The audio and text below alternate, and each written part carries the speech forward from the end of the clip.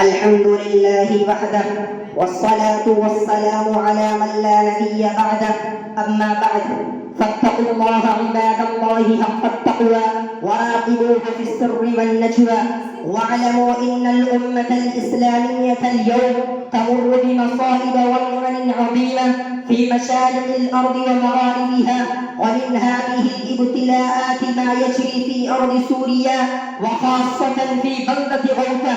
والعجيب أن هذا الطاغية المجرم يسفك الدماء ويمزق الأشلاء ويعمل النساء ويقتل الأطفال الأبرياء تحت اسم الدفاع عن النفس.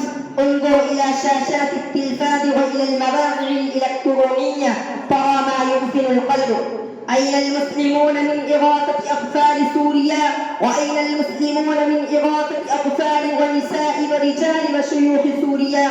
وأين العالم الذي يتحدث عن حقوق الإنسان؟ هذا الشعب الأعزل يواجه في كل لحظة مجازر جماعية في البشاشة والقتل، وتقتلع عناجرهم وتقطع أيديهم وأرجلهم بما لا يتصوره عقل ولم تره عين في تاريخ الإجرام والتعذيب. يقتلون في الشوارع والطرقات دون أي رحمة أو شفقة أو حتى مراعاة لأية حقوق إنسانية أو أخلاقية.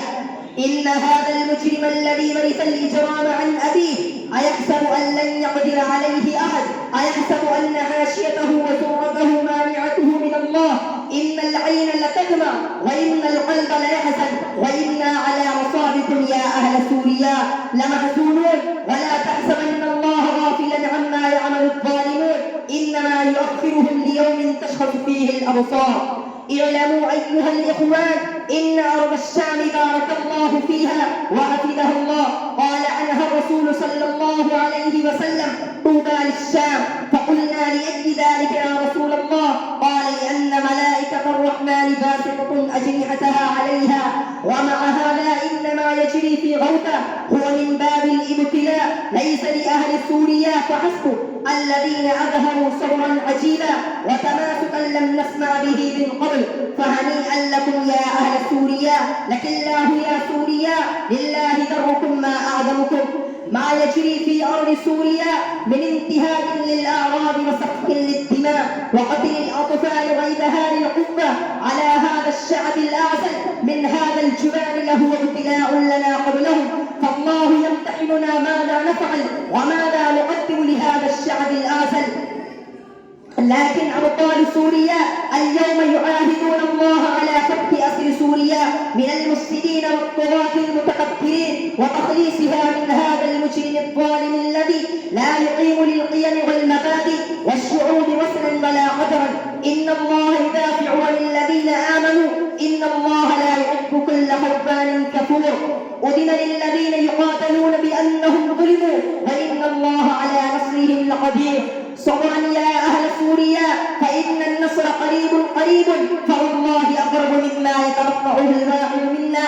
وإن تفاضل الأمة عن نصرة أهل سوريا سببها كلمة جامعة مانعة يدخل تحتها كل أمراض الأمة، سياسيا واقتصاديا وتربويا وفكريا وعسكريا وأخلاقيا.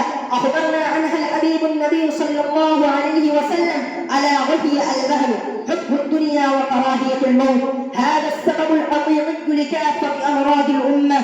شاء الله أن يكون بعد الليل فجر جديد وبعد الألم أمل، كما في الحديث خباب بن الأرط رضي الله تعالى عنه عندما قال الحبيب النبي صلى الله عليه وسلم: ألا تستنصر لنا، ألا تدعو الله لنا؟ فقال الحبيب النبي صلى الله عليه وسلم: قد كان من قبلكم يؤخذ الرجل فيحفر له في الأرض فيجعل فيها فيجاء بالمنشار فيوضع على رأسه وينشر بأمشاط الحديد ما دون لحمه وعظمه فما يصده ذلك عن دينه. الثبات يا أهل سوريا، هذا الألم.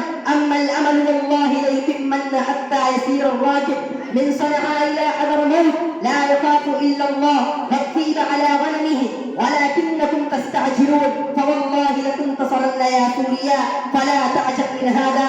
اللهم عجل بنصر إخواننا وارفع عنهم الضر والبأس. اللهم يا منتقم يا جبار يا واعظ يا قهار، انتقم من طاغية الشام والشام.